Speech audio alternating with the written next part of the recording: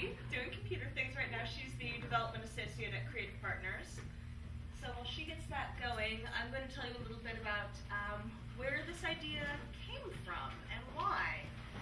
Creative Partners is a multidisciplinary collaboration in arts administration, and it is focused on function rather than on discipline. We are a fundraising collaboration. We work with 8th Blackbird, a contemporary chamber music group, and Lucky Plush Productions, which is a dance theater company, and we work with Blair Thomas and Company, which is a puppet theater company. And what all these companies have in common, other than being artists in the Chicago area, is that they were all small and mid-sized companies who'd been around for a while and who were just sort of at that top edge of growth that they could reach when the artist is the administrator, when your artistic director is your grant writer and your fundraiser and your managing director and everything. And they all said, well, what we need, we're interested in growing our capacity, in serving more people, in enhancing our profile. What we need is more resources. And what we need to get those resources, and some of those resources are money, but what we also need is staff. But to get that money, to get that staff, we need money. And to get that money, we need a development director. But we need the money to hire a development director. So they're all going, we can do this, we can do more, but basically the idea came out of the vicious cycle. And the idea started way back, about 4 or 5 years ago, very far precedes me. Julia Rhodes, who is the artistic director and founder of Lucky Plush Productions, had been looking at collaborative models.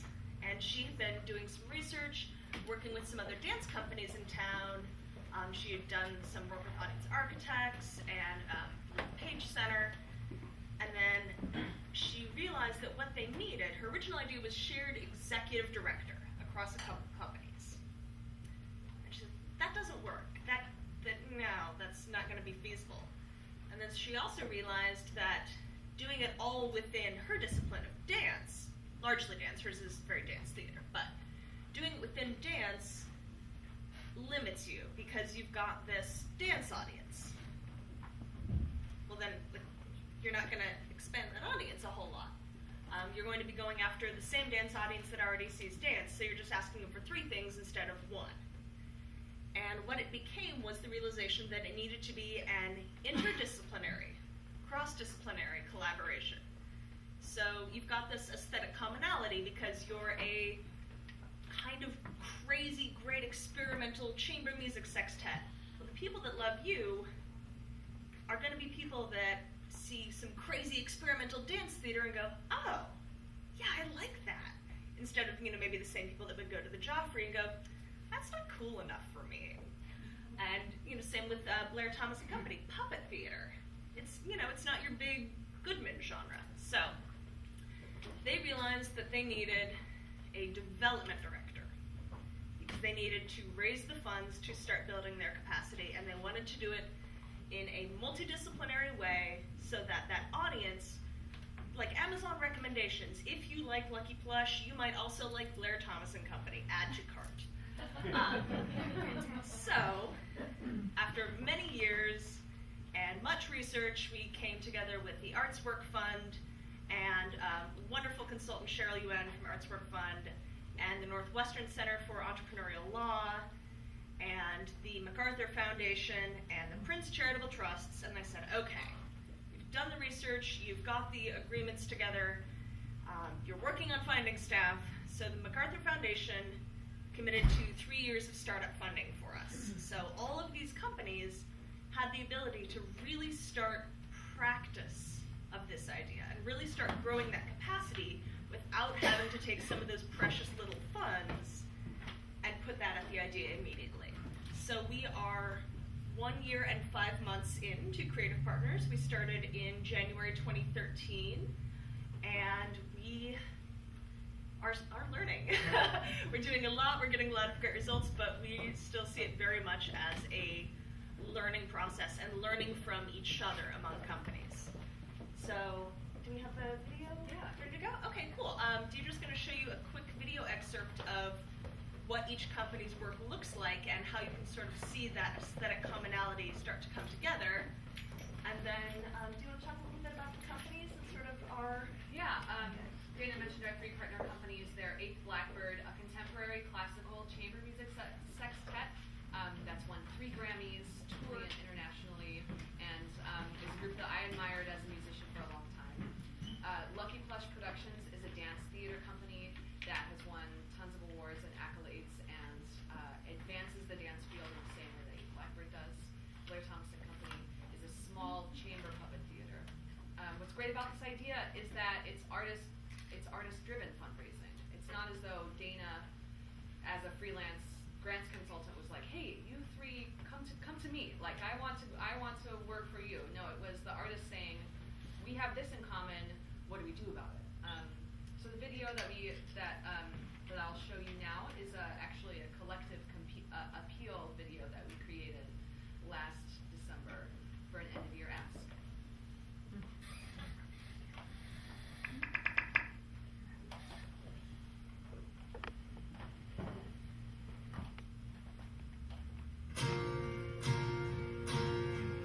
And all the boats stand by, and all the boats stand by. The wind may bellies of their sails, they were not 1 but 30, and all the boats stand by.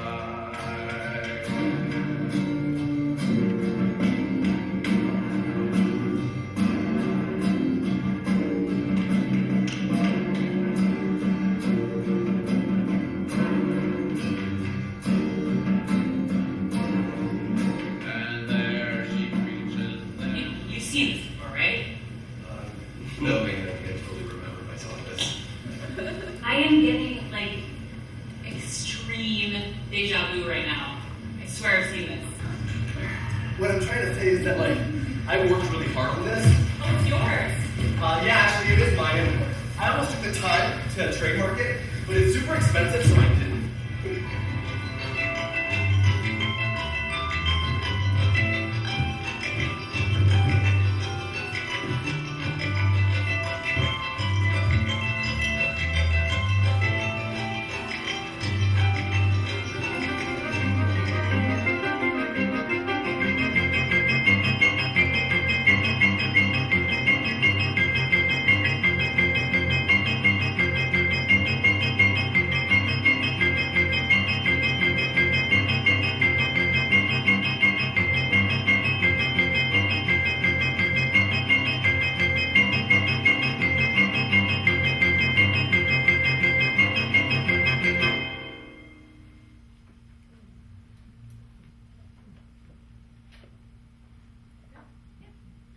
So that's a little taste of the art of all 3 companies. You want to talk a little bit about what we did in the first year? Sure. In the first year of Creative Partners, the 3 partner companies hired Dana and hired me. That was a big step because, as you know, finding staff is difficult. And for 2 out of 3, that was their first non-artistic staff hire ever. Blackbird had and still does, have a managing director and an office manager. But for Lucky Plush and for Blair Thompson Company, we were the first non-artistic staff. As soon as Dana was hired, she designed and implemented development plans, which was a first for 2 of the 3 companies that we worked for. As you can imagine, a choreographer-led dance company doesn't see, drafting and scheduling a 3 times yearly appeal letter to be at the top of her list of things to do when she's, rehearsing and producing shows and getting people to come to shows. Asking for money sometimes is the very, very, very bottom of her priorities list when producing work is her, job and reason for being. So Dana implemented development plans. We launched a shared patron database, which takes all of the attendance and giving records across all 3 companies, puts it in one place where we can track attendance and giving across all 3 companies. And the idea is that we'll use it to identify opportunities for growth in attendance and giving across companies. That took about 6 months to implement. We launched a series of collaborative performances. Our first was last May. It was an opportunity for stage together at once, which you can imagine is a scheduling feat to even get that to happen. We are doing that annually now. Our next production, collaborative production, is on May 21st in Chicago. Features all 3 companies side by side. Very excited about that. And as we move into the next year, we are working with the Artswork Fund and Carol Fox and Associates, a really talented marketing and PR firm in Chicago, to analyze existing patterns of crossover and make marketing recommendations that we can employ across all 3 companies to really take a bite into the potential for audience growth in each company. I'll say that one of the things, as I mentioned, we're using this to learn a lot. One of the things we're learning is that our original idea was, okay, we're going to do all this collaborative fundraising, and people can make a gift to creative partners. They can give to the collective, and that supports the collective, which supports all 3 companies, and then every dollar over our operating budget for creative partners gets split out to the 3 partner companies. It was a great idea to start with. And then we realized that's not how it works at all. Everybody that's giving is giving to the company whose work they love and who they have a connection to, and that's great. We sent out that collective appeal at the sort of middle of December in 2013, and we got a great response from it to each individual company. Nobody gave to creative partners because an individual says, I really like that play, I'm going to give to that company. And we found that our fundraising strategy for the collective, just to keep creative partners going, has shifted to be very institutional based, which is kind of a natural fit because it's these institutions, these funders that are really interested in moving the field forward and less in funding that specific production. They might think that specific production is cool, but the bigger picture is sustainability for independently produced arts. And so institutional funders are saying, oh yeah, that's great, like we're interested in being supportive, let's talk more about creative partners and what you do, rather than saying, well, who we really like out of that is Lucky Plush. So we've shifted that, but then also the small learnings between companies. And because we're a small staff of 2, we get to discuss these all of the time and not have to run around saying, well, what's that thing that you did? We learned that a lot of people who were lapsed donors were lapsed not because they didn't care about the company anymore, but because nobody had the capacity to ask them to make another gift. So generally in development, you think if somebody has been lapsed for 5 years and they haven't come to a show that we know of, because sometimes attendance tracking is kind of terrible when you're doing national presentations. Okay, you haven't made a gift since 2009, you probably, just write you off, you're not going to renew your gift. Nope, totally not true. Totally not true for us. We found out by doing a fall appeal, and we segmented lists differently for each company. So we sent out an appeal to one massive list of everyone that had ever given, no matter how long they'd been lapsed. We didn't even know if they were still alive. We had a 76% renewal rate. Oh, wow. Yeah, this is nuts. And then the company that we sent out the, you've maybe lapsed, you gave in 2011 but not in 2012, much lower renewal rate.